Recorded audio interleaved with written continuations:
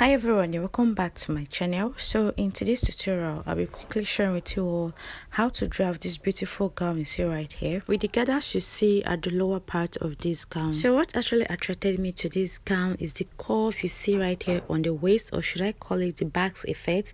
It's simply unique, beautiful and nice. So I've come across some dresses like this, but I wasn't attracted to it because I felt it was too bulky. So I stumbled upon this one on Instagram on House of Naya official page or something like that. So I tried this out and it came out super beautiful. Trust me, it can be worn to church, can be worn to a very nice event or a wedding reception, and I'll be recreating it in today's tutorial. So without much ado, I'll just get started with what we have today.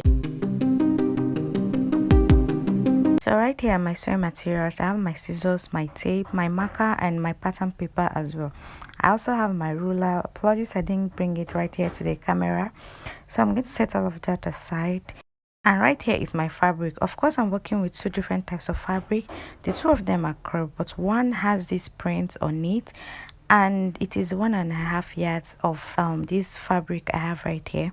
And for the other one, which is a plain navy blue crepe, which is a bit stretchy, I'll be using to sew the upper part and also the sleeves as well. So I'll just get started by drafting the basic bodice now for this dress. So what I'm going to do is to start by drawing a line at the top of my paper. So measure out about 3/4 of an inch before rolling the line, and that line automatically becomes my shoulder line, as you can see me labeling it right there. And also for the drafting of this dress, my pattern paper is folded into two. So I'll go ahead now and divide my shoulder circumference into two, and I have 7 inches. I added extra 1/2 of an inch, which is going to serve as a joining allowance to the sleeve of this my gown. So from that my shoulder, I went down by 8 inches. So I've always said that 8 inches is the standard measurement for an adult armhole. Unless you're in a bigger bust size of from 45 upwards, you can go ahead to add an extra 1 inch to your armhole length. So from my shoulder line, I went ahead to mark 10 inches, and that is my bust point. And I also marked 16 inches, which is my half length as well. So I'll be marking from my shoulder to my hip of 23 inches, but from my hip I'm going to be coming up by 2 inches. So right there, instead of marking 23 inches as my hip length, I marked 21 inches. So I went ahead to roll out all of these lines, and I'll simply go ahead now to label all of them: my bust points, my half length and my hip line. So the next I'll do is to come to my hip line and add 1/2 of an inch. This 1/2 of an inch is going to serve as a joining allowance to the lower part of this gown. That is the part you have those gathered effects, right? So the next I'll come to my armhole. I'm going to measure out what I have and divide it into 2 equal halves. I went ahead there to mark 4 inches, and at that 4 inches I came in by 1/2 of an inch. Then on that my chest line, I divided my bust circumference into 4. It gave me 9 inches. I marked it right there on that line. Then using this my curve ruler, I'm trying to create an armhole. So the next I'll go to my neckline area. So I'm going to mark a neck width of 3 inches, and for the front dress, this is actually a v-neck. For the front part of the dress, I went ahead to mark a neck depth of 6 inches. So I'm going to connect this from the 3 inches for the neck width all the way down to this 6 inches we have here as a neck depth. So you can see what I have right here. So I'll just proceed now to input my other measurements. So on this my half length, I divided my waist circumference by 4. I mark what I have on my half length, and for my hip line, I divided my hip circumference by 4, and I marked what I got right there, sorry. So I went ahead now to connect all of this like this, as you can see it right here. So for that pointy edge, I went ahead to blend this because I don't want it pointy. So I'll move over now to add my stitching on my sewing allowance of 1 inch all the way through to the end of this drafted bodice. So you can use a ruler to connect this, please. I'm using my free hand because I'm used to doing this, or well, I say I'm good at this. So please use your ruler to connect this as well, the same way I connected when I marked my actual measurement, right? But if you can still go ahead to do this with your free hand, is actually okay, but please make sure you get it right if you're using your free hand. Okay, so it's already taking a nice shape, right? So the next, I'll come to my hip line. From that point, I'm going to mark about 2 inches upward, because right here I'm trying to create that curve on the waistline or on the hip line of the dress. So I made a point right there, 2 inches upward, and extended that line a little bit. So I'm going to measure out what I have. You can see I didn't extend it to my sewing allowance of what I have right there. I went ahead to mark the middle of what I have in between my measurements. I made this mark right there, and I'm just going to connect this way into that point. So I'm going to use this curve ruler I have right here to do that. So I curved this out, and for the side of this my drafted piece, I'm also going to go up by about 2.5 inches. So I'm also going to connect like this using my curve rule, and you can see what it looks like. So after that, I'll go ahead to create my shoulder slope by marking 1/2 inch upward from my neck width and slightly connecting it to the other part of my shoulder.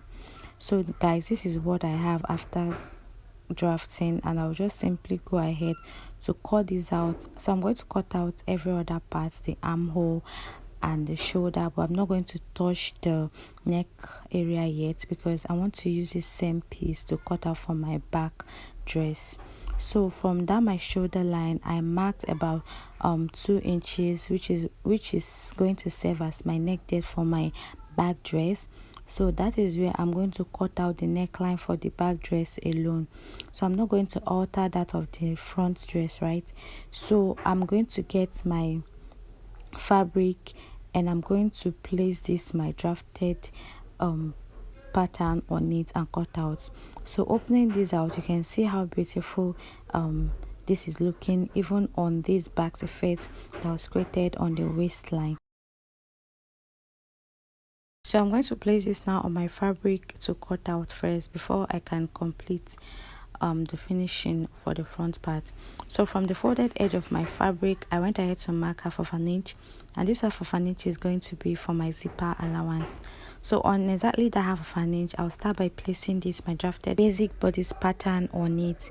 So I didn't start from the end of my fabric, I started from the 1/2 inch I marked. So I pinned it all around for it to be stable on this fabric, and on this back effect we have on the lower part, I went ahead to mark 1/2 inch. So this 1/2 inch is for the joining allowance to the gathered part of this gown. The one we added earlier on was cut off while I was cutting out, right? So from the base of this my basic bodice pattern, I went up by 5.5 inches. This is to create a zipper slope in order to avoid bulginess on your zipper. So I'll go ahead and cut out just exactly the way I drafted. And also for the zipper area, I went ahead to cut off that slant which I made right there. So I'm going to open up the back part of this. I'm going to separate the two back parts of this my back dress, and after that I'll remove all these pins and my pattern paper, and I'll proceed to cut out for the front part of my gown. So this is what it looks like, but I'll just keep that aside because that is not what I'm working on right now. So I went ahead to also cut out the remaining part of the neckline for my front dress. So my fabric folded into two as well. I went ahead to pin my drafted basic bodice pattern on my folded fabric. So right here I'm pinning from the edge of my folded fabric. Okay, please, this fabric is folded into two.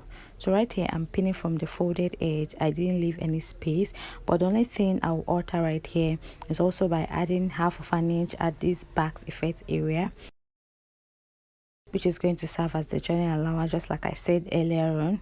So I'm going to cut this out exactly the way I pinned and exactly the way I drafted, as you can see right here.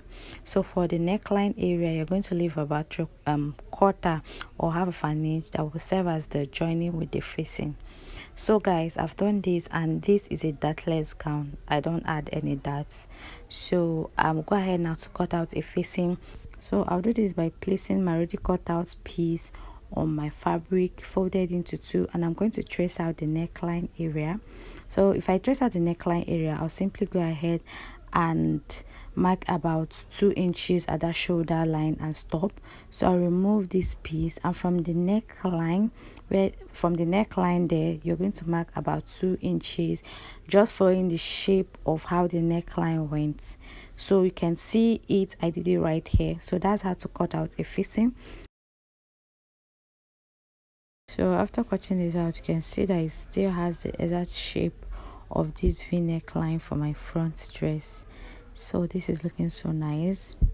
I'll keep that aside now to cut out the facing for the back part of this my dress. So you know it's already separated into two, but I'll be placing one piece of it right here on my folded fabric, and I'm going to go ahead and cut out the neckline.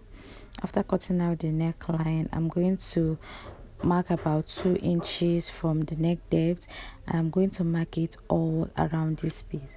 So I went ahead to notch that part, so I'll know the 2 inches part which I marked. So all around I will proceed to mark 2 inches. So after marking this in 2 inches, I'll cut everything out, and it's going to come out so perfect. So after that, I'll go ahead to iron out this my already cut out piece I have right here. And so that's simply going to be it for the drafting part of this gown. So the video was actually lengthy, I had to split it into two. So in the next one, I'll be sharing with you all how to go about all this assembling to stitching to also drafting the balloon sleeve. Thank you so much for watching. So if you found this video helpful, I urge you to please subscribe to my channel. So I'll be soon dropping the second part of this tutorial. I love you all. Bye.